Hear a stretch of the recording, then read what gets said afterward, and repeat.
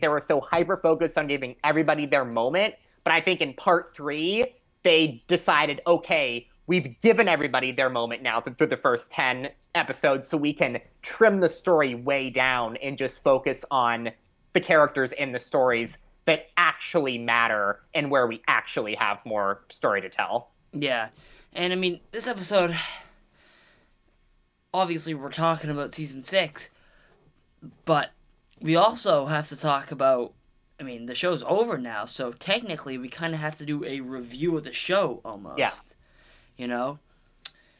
So, I mean, to be completely honest, this is not gonna be one of my favorite shows of all time. It's not gonna go down in history as one of my favorite shows ever. Probably, it's not gonna come close. And that's not to say that I didn't like this show, right? It's well, obviously I didn't not like the show, but it's not that type of show. I don't think. I don't think it's the type of show where it's can obviously it can be people's favorites, but I don't think it's designed that way. It's almost like a comfort show. It's like a sitcom with karate and obviously a little bit more story and a little more complex, which isn't even close to a bad thing. And I think that's kind of what we need. And I think season 6 was a fantastic conclusion to this. But now I kind of want to go through season 1 to 6, right? I want to start with season 1. Mm-hmm. I've been rewatching some season 1 episodes, and Oh, I'm going to be honest, they look better. And I've talked about this in previous episodes about, or last episode actually, about the look of these new releases, right? Kind of being an issue. It wasn't an issue when I think the first 3 seasons, but I think as Netflix started to get involved, which is weird, the quality of the show kind of went down because season 4, which now season 3 was the Netflix season, but season 4, the quality in the show I thought took a real dip, and it started to look a lot worse, and it looked more commercially and just not great. And that was the same sort of thing I felt with the first 2 seasons. It felt like Cobra Kai has always been something you have to suspend your belief to watch, obviously. Um, but it seems with this season, they're really making you lean into it because there's a lot of, I'm going to be honest, outlandish stuff going on that honestly would just be ridiculous if you showed someone season 1 and then showed them Kreese and Johnny blowing up on a boat, which I actually don't think is a problem. I know a lot of people are having issues with the whole John Kreese, Terry Silver thing, but I didn't have an issue with it. Well, what were your thoughts on the whole Kreese Silver boat thing? I thought it was fantastic. It was everything that I could have possibly asked for out of a final confrontation between Terry Silver and John Kreese. Now, there was, one part of me that was like, well, John Kreese, don't stand there gloating about how about how you couldn't miss Terry Silver's Iron Dragons get beaten by Cobra Kai when you were the guy who reawakened the beast with Terry Silver. The reason Terry Silver is as evil as he has been in season 5, in season 6, is because John Kreese dragged him out from the new and improved life he had built for himself and awoke the beast. So I believe John Kreese is directly responsible for the Terry Silver we see in seasons 5 and 6. But I also think, Kreese in that scene was smart enough to know that, yeah, he did awake the beast with Terry Silver. And, he is to be blamed for dragging Silver out of the new and improved life that he built for himself. And I think Kreese in that scene probably knew this is a guy that is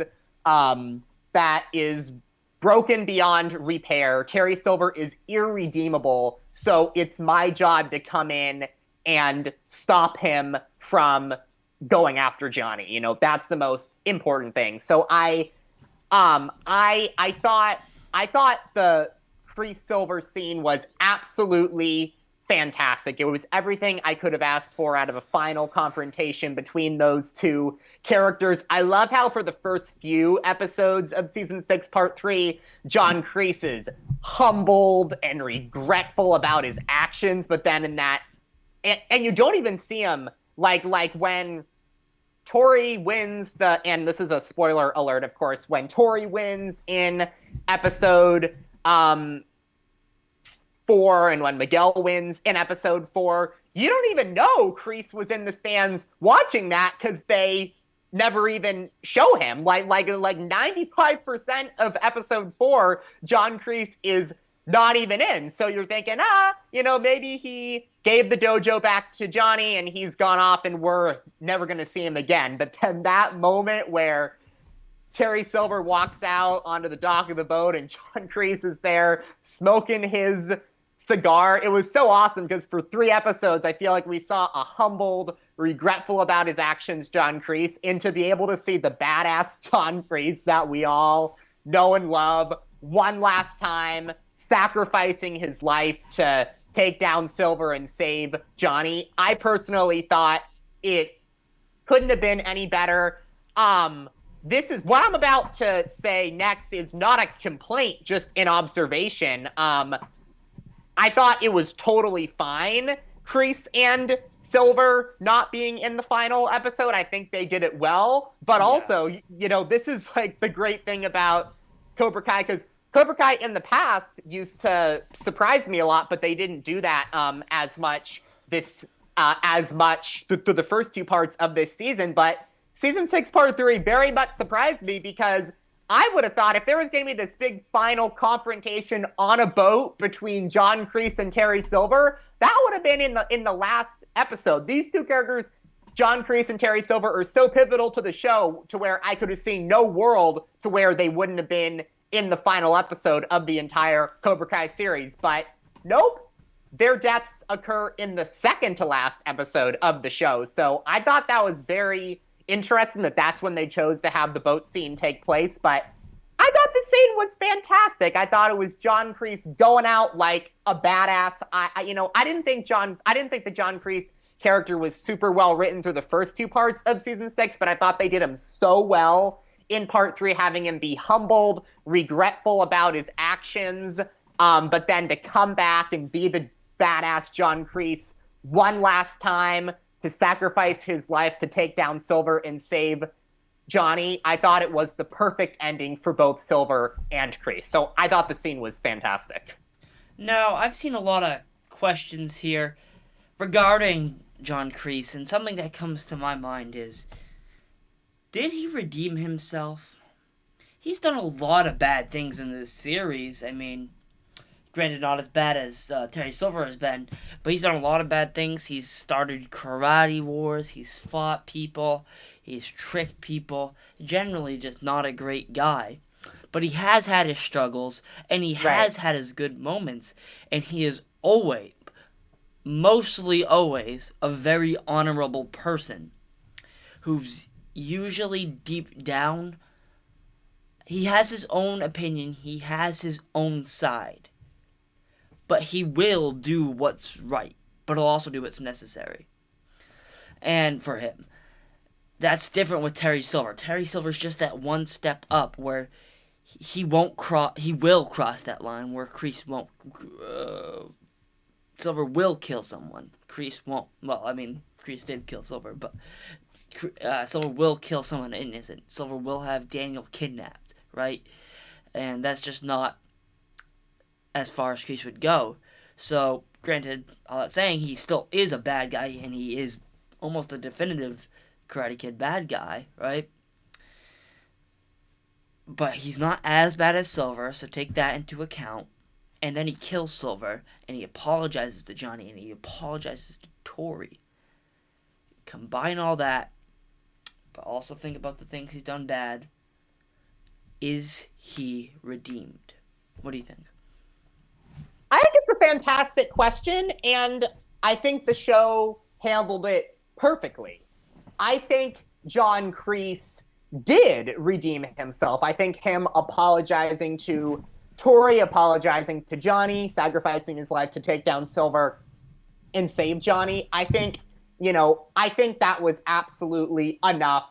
I think he absolutely did. And also giving the Cobra Kai dojo back to Johnny, I think he absolutely did enough to be considered redeemed. But I think the show handled it perfectly in that they redeemed John Kreese, but they also made John Kreese perfectly aware that he shouldn't be forgiven for his actions. John Kreese wasn't expecting Tori to forgive him or Johnny to forgive him. He knew the horrible actions that he had done. John Kreese could have been there coaching Tori in the Saikai Taikai and being a sensei with Johnny coaching Miguel and Tori in the Saikai Taikai. He could have done that, but he was knowledgeable enough to know I've done so much bad that I've got to apologize to Johnny and Tori, but then just step back and go away because I can't associate myself with this stuff anymore because I've done so much bad. So I think the show did it perfectly in that I think John Kreese absolutely did enough to be considered redeemed, but I think they wrote the character so well in that Kreese did things to redeem himself, but he was also fully aware that he shouldn't, be forgiven for all the stuff he's done. Like he wasn't expecting Tori to forgive him or Johnny to forgive him. So I think the show had a perfect blend of Kreese redeeming himself, but Kreese the character not expecting forgiveness for the things he's done because he knows how bad they were. Yeah, I'm with you, and I definitely think he is redeemed. Silver, I think, is what's known as an unredeemable character, which Exactly, yeah. obviously almost half the villains we see these days are redeemable characters. But then you have your Lord Voldemorts, you have your Emperor Palpatines, and your Terry Silvers, who just are not redeemable and are bad simply because they're bad people. And granted, it, it was John Kreese's fault that Silver reemerged into being a bad person. But deep down, I feel like Silver always had that in him. This wouldn't have happened if that wasn't true. He wouldn't have gone completely off the rocker if that wasn't true. So, I mean, I would say that John Kreese is redeemed because he's a redeemable character. We learn a Absolutely. lot about him. I think the fact that they gave him his backstory episodes that helped him feel like a more relatable and redeemable character.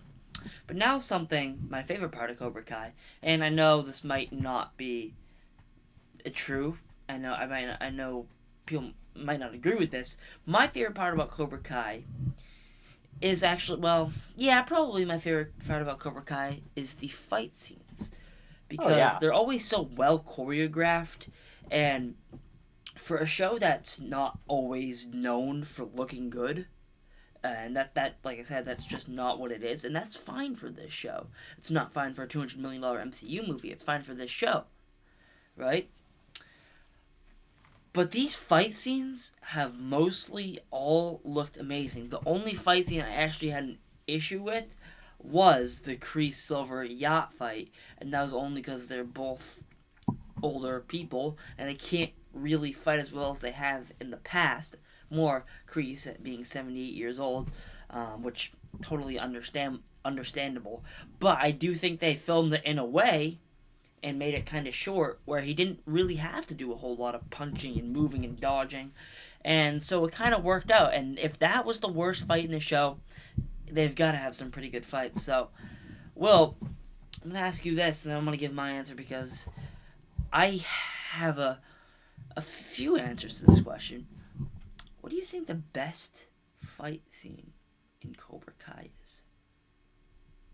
That is a fantastic question. I feel like there are so many fights that I love in the series. There were some fights in part three that I loved. I loved the final fight scene between Kreese and Silver. I loved being able to see Tori defeat Zara and Miguel defeat Axel and Johnny defeat Wolf. That was all great.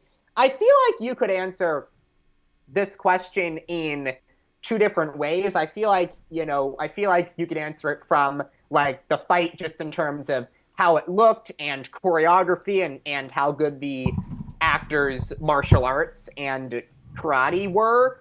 You could answer it from that standpoint, and or you could answer it from an emotional impact as a fan and a satisfaction standpoint. I'm gonna I'm gonna look at it from that angle. I'm not a martial arts expert. Somebody who does martial arts and karate would have to watch this scene and let me know if they thought the martial arts were in A plus or lower than that. But for me, in terms of just emotional impact and satisfaction, nothing gets better for me than Daniel doing the crane kick to Terry Silver at the end of season 5. Because when Johnny defeated Sensei Wolf in the final episode of season 6, I thought that was awesome. You know, a moment for Johnny to complete his redemption arc, win on the same map that he lost to Daniel at all those decades earlier. That was a fantastic moment, but Johnny, he defeated Sensei Wolf, who I thought was just kind of a one-dimensional, not very well-written villain. So Yeah. I was like, I loved seeing Johnny win, but Wolf, I just didn't think he was that well-written of a villain. So I didn't care about that like I cared about Daniel versus Terry Silver. Obviously, Silver and Daniel, weren't, their rivalry wasn't very well written in Karate Kid 3, but I thought they did it so well in season 4, in season 5. You don't even see them fight in season 4, but then in season 5, it's just all out. Season 5 is just a full on Daniel versus Silver season. Silver even beats Daniel midway through the season and breaks his arm, and I think he gives him a black eye, and just just it was just really rough as a fan seeing Daniel get beat by Silver like he did midway through the season. But then for Daniel to come back and beat Terry Silver with his own Quicksilver method that he taught him all the way back in Karate Kid 3, and then to end it with the crane kick, I don't know how it gets more satisfying than that. So there are so many fantastic fight scenes in the show, but I don't think it can top that one. I just think the Daniel Silver rivalry is just so epic, and for it to end with Daniel defeating Terry Silver using um the Quicksilver method that Terry Silver taught him back in the day, and to end it by bringing the crane kick back, I don't know how it gets better than that. So I would say, well, the fight scene right before that, where Johnny is getting his ass kicked by Terry Silver's goons, and then he pulls himself together and he and Mike Barnes defeat all of them. I love that one too. But if I had to pick a favorite fight scene, I'd say Daniel defeating Terry Silver at the end of season 5. That was up there for me. I'm gonna name 3 because Mm-hmm. it's Yeah. hard to pick one because there's a lot of things you have to look at. Like you said, the fights that are for emotional weight. There are the tournament fights. There are the actual, like, almost street fights, if you will. But I think, and I'm just gonna say this right off the bat, take all the tournament fights and get them out of here. They are all worse than all of my favorite fights in the show. And that's mainly because I don't know. I just like seeing the actual real world action going Yeah. on. So I'm gonna name these fights in no particular order, but these are amazing fights. So 2, right off the bat. Well, let me do an overview here. 2 of these are gonna be normal. You could have expected them. One of these might come as a surprise, and I think a lot of people would actually agree with this once I explain. So one of them, the school fight, season 2 finale, Great one. Chef's Kiss. They have a long take in there that looks really good. They have all the extras going in the background. In terms of watching a fight scene from a technical standpoint, it's amazing. And also from a story standpoint, not a Tory standpoint, but we get to see a lot of characters collide from a story standpoint. It looks it's really cool. because I mean we get to see the whole Robbie and Miguel thing, and it actually ends with on a crazy cliffhanger with Miguel breaking his back, which is insane. And I just think that that's an epic fight scene for sure. And I also think that the season 3 LaRusso household fight is another amazing fight. So that's in the top That's three. a great one. What's that kid's name getting thrown through the window? Hilarious, but also crazy. Like I loved when Hawk was evil. I mean, I'm glad he's not now, but he was a cool dude. He had a lot of amazing fight scenes, while he wasn't a good guy. And so that whole through the house fight scene was great.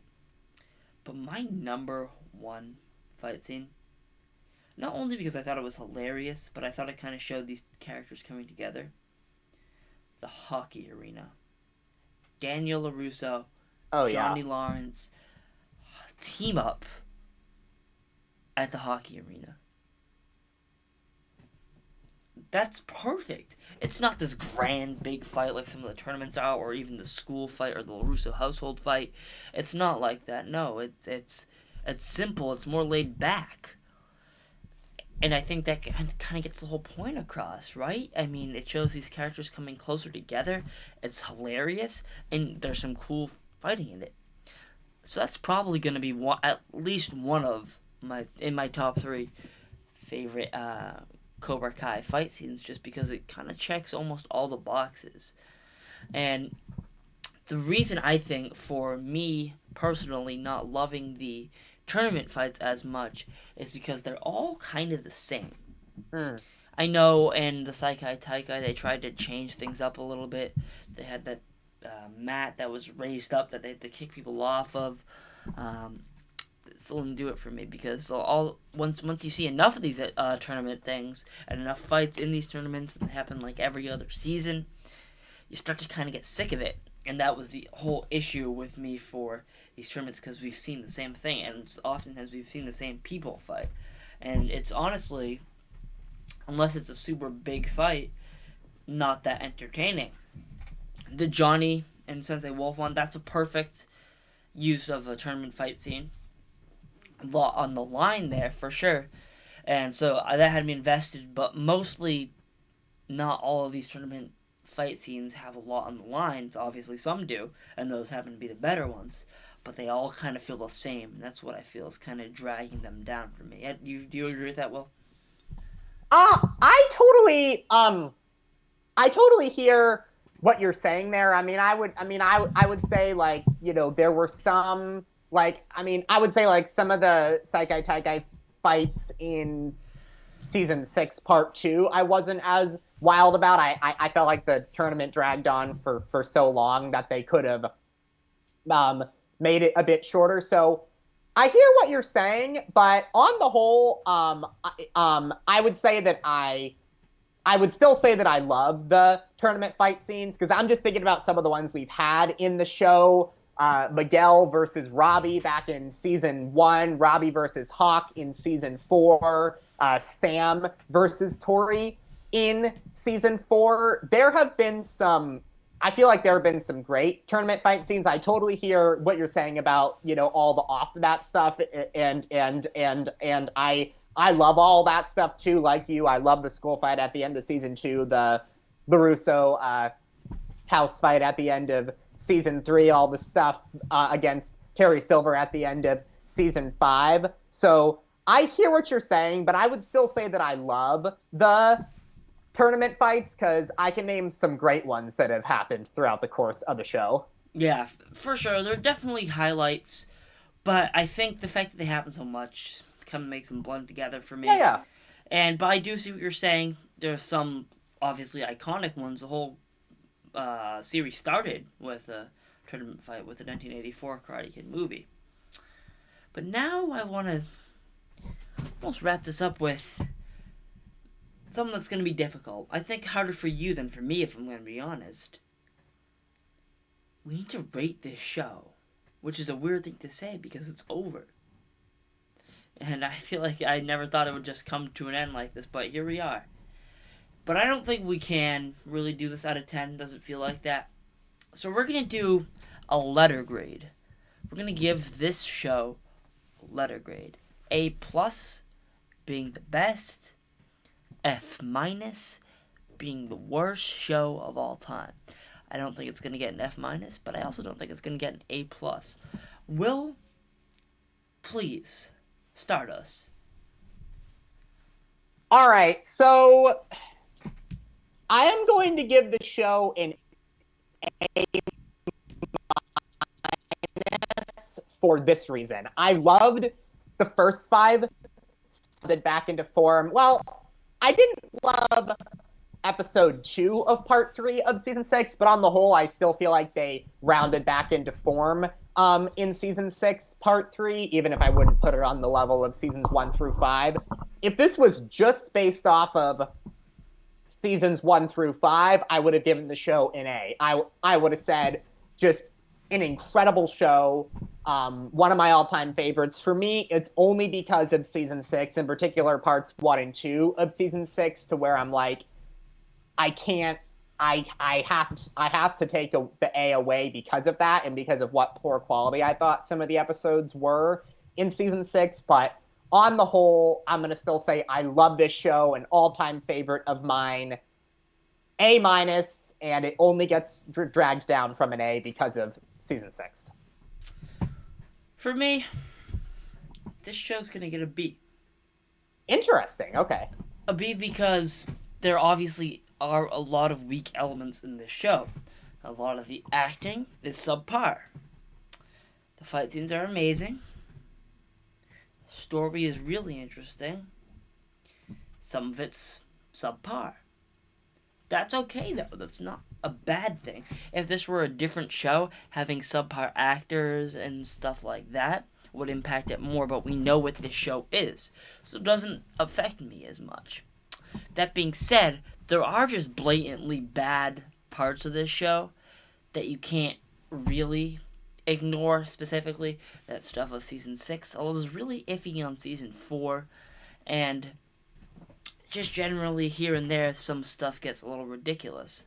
If I had to rate season 6 as a whole, and granted I really liked part 3, but as a whole I'd have to give it like a C to a C minus, which is bad. I mean, for a show like this, season 6 definitely drags it down.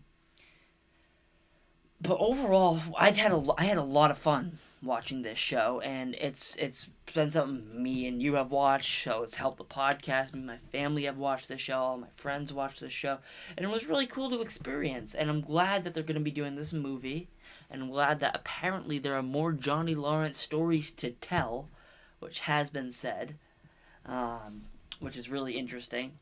So I can't wait to see what comes with this whole Miyagi-verse thing in the future, especially with Karate Kid Legends and maybe more Johnny Lawrence / Cobra Kai content. With that, thank you all very much for watching this bittersweet episode of the Everything Podcast. Because we had to say goodbye to a series that we've loved for so long in this podcast, but it's gone now. Well, probably not for long. They're probably going to do something, maybe bring Johnny back, whatever. But thank you all very much for watching this episode of the Everything Podcast. I'm pretty sure the intro kind of got cut off there. I had texted Will about that while we were recording, but hopefully that got sorted out. And if it didn't, hopefully we kind of fixed it and kind of made sure you all were up to date with what was going on in the episode. If it did get cut off, it was only like 2 minutes, so you didn't miss much. Thank you all very much for watching this episode of the Everything Podcast, and we'll see you next time.